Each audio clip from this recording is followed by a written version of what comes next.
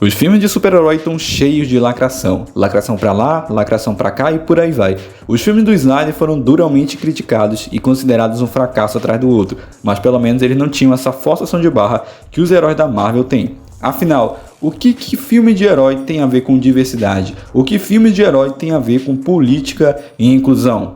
Simples, eles têm tudo a ver e isso não é coisa de hoje. E nesse vídeo eu não vou só te mostrar isso, eu vou te provar quem são os mimizentos de verdade. Se você quiser chorar de verdade e me odiar, fica até o final do vídeo. O mimimi tá só começando.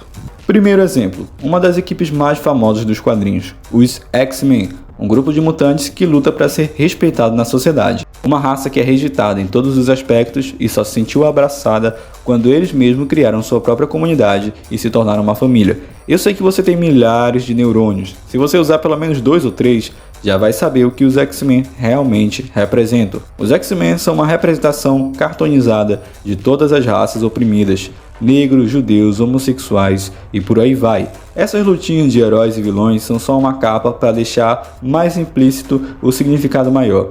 Isso acontece desde a criação dessa equipe na Marvel. A última animação mostrou isso com muita perfeição. E vamos para um outro exemplo não tão óbvio quanto o primeiro. Homem-Animal, um personagem não tão valorizado pela DC Comics, mas uma das suas premissas é a defesa aos animais. Nas suas histórias, ele lutava contra cientistas que faziam testes não autorizados em animais e criticava duramente a poluição ao meio ambiente. Ler esse quadrinho é bem mais eficiente do que todos os comerciais de conscientização de qualquer emissora de TV. Então sim, além de lutar pela inclusão e contra o preconceito, os super-heróis também lutavam pelo meio ambiente e pela vida animal. Uma espécie de lacração que nem foi colocada em pauta nos cinemas ainda. Mas quando for colocada, pode ter certeza que essa mesma reclamação de lacração vai aparecer. E o Tio Patinhas, em um dos seus quadrinhos mais polêmicos, que chegou até a ser censurado e continua censurado até o dia de hoje, acaba invadindo uma tribo e destrói tudo que havia nela, com o objetivo de expandir suas riquezas. Antes disso, Patinhas foi avisado pelo xamã da tribo que pagaria um grande preço. Como consequência da sua atitude, ele foi amaldiçoado e perseguido por um personagem durante vários dias. Ou seja, um quadrinho da Disney criticando duramente o capitalismo e a exploração de tribos africanas e também, em outros quadrinhos, tribos indígenas. Batman Gritos da Noite é uma das histórias mais diferenciadas do Batman, na qual o personagem luta contra homens maus que fazem coisas muito terríveis com crianças. Você deve ter entendido o que eu quis dizer. O Superman já chegou até a sua versão socialista na história Superman entre a foice e o martelo.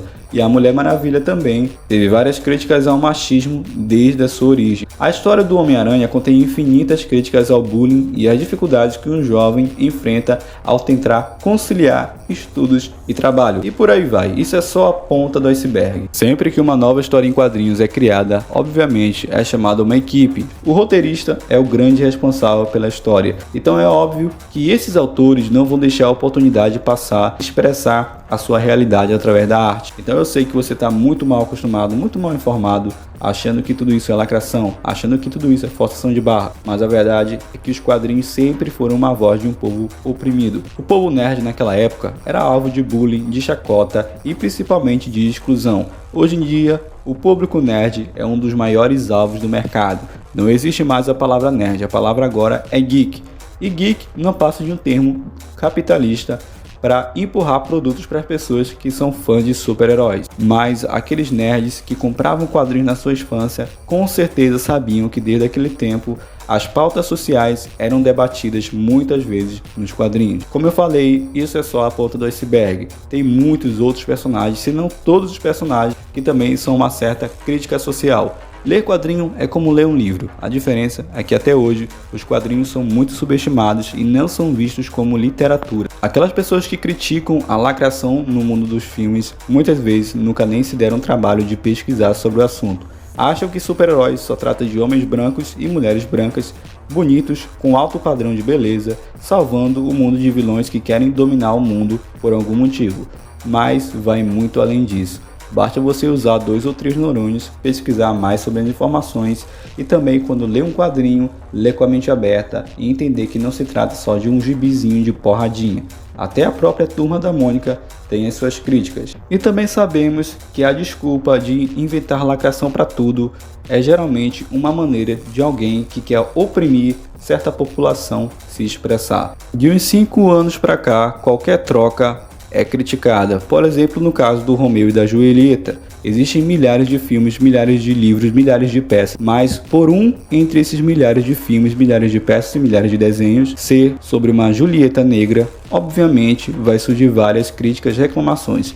Isso é basicamente um preconceito disfarçado.